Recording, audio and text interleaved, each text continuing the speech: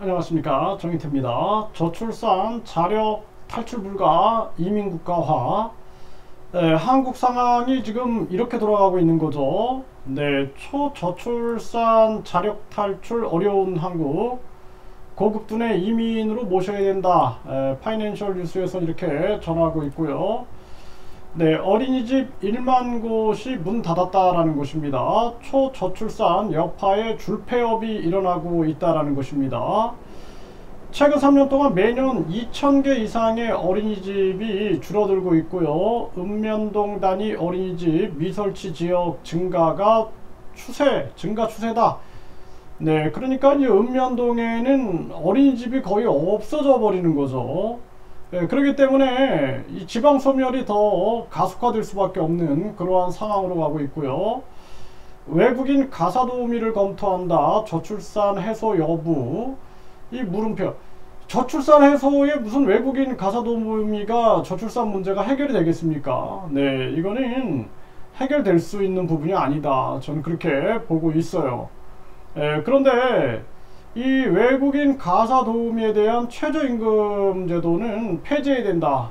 저는 그렇게 보고 있습니다. 그 부분은 제가 영상을 통해서도 여러 번 말씀을 드렸는데 계속해서 또 영상을 만들어 올려드리겠습니다.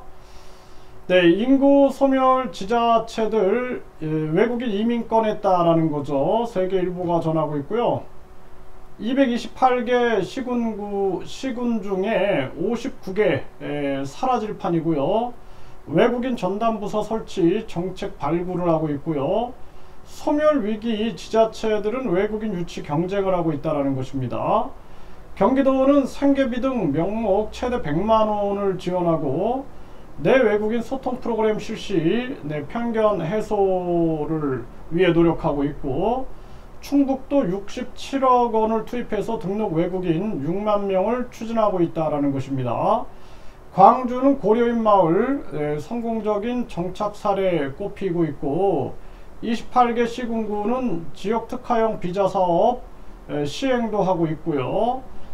고사위기 지방대들도 유학생 유치 총력을 기울이고 있고, 교육부도 해외 인재 유치 전담기구를 꾸리고 있다는 것입니다. 네, 우수 유학생을 국내 취업, 정착 적극 지원하고 있는 이러한 모습이죠. 그러니까 이제 외국인을 유치하기 위해서 인구 소멸 지자체들은 강하게 나서고 있는 그러한 모습이다라는 것입니다. 근데 이제 문제는 한국이 사실상 이 정치인들이 그 책임을 져야 돼요. 네, 왜 결혼을 안 하고 출산을 못하는 그러한 나라를 만들었는가.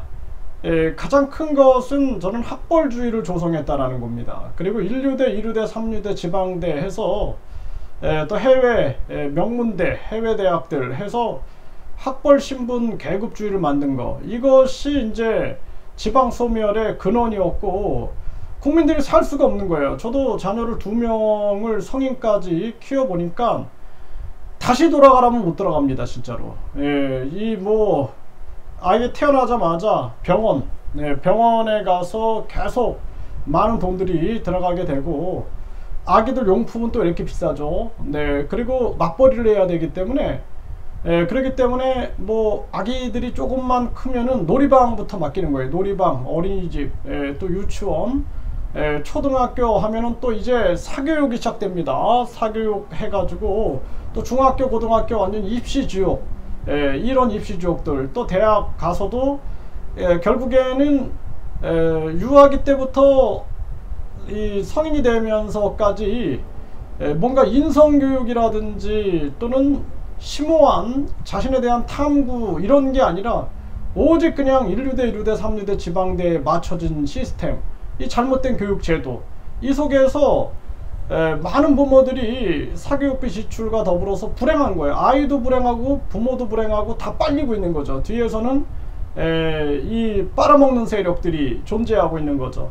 그리고 이 한국 사회가 완전히 황금만능주의, 인간의 가치를 그냥 다 짓밟아버리고 출세만능주의, 줄서라, 아부해라 강요하는 거죠. 외모지상주의, 무조건 외모가 최고다 하고 뒤에서 자기들이 또 빨대 꽂고 이익을 누리고 있는 것입니다. 그래서 결국에는 대한민국이 아이를 낳아서 기를 수 없는 세상으로 만들어 버린 거예요.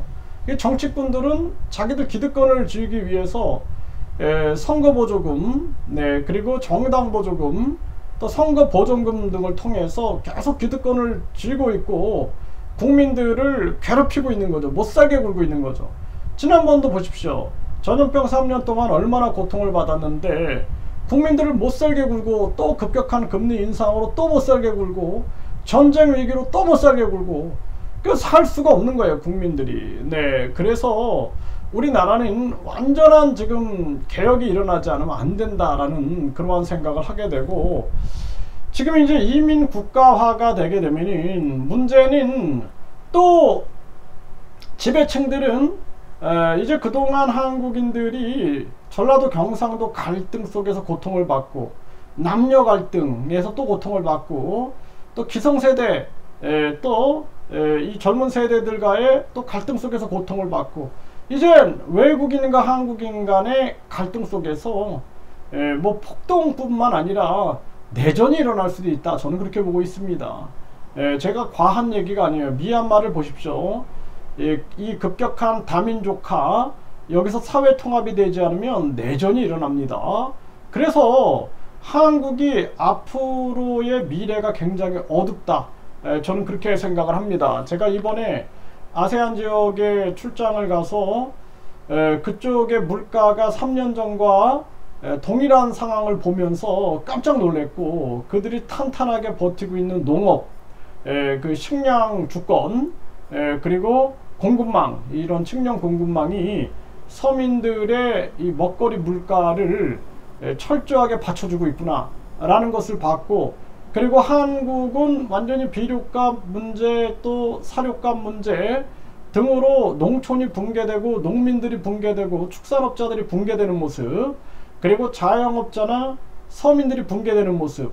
그런데 이 아세안 국가들 보면은 그들이, 이 자영업자들이나 서민들이 지켜지고 있는 거예요.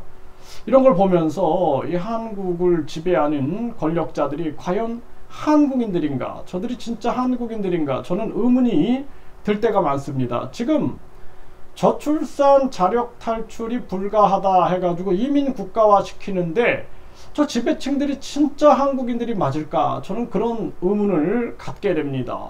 심각한 문제가 아닐 수가 없어요. 앞으로는 이 이민 국가화 되면서 한국에서 한국의 이제 특히 서민들은 외국인들한테 치이고, 또 저 지배자들한테 치이면서 고통의 삶을 살 수밖에 없다라는 것입니다.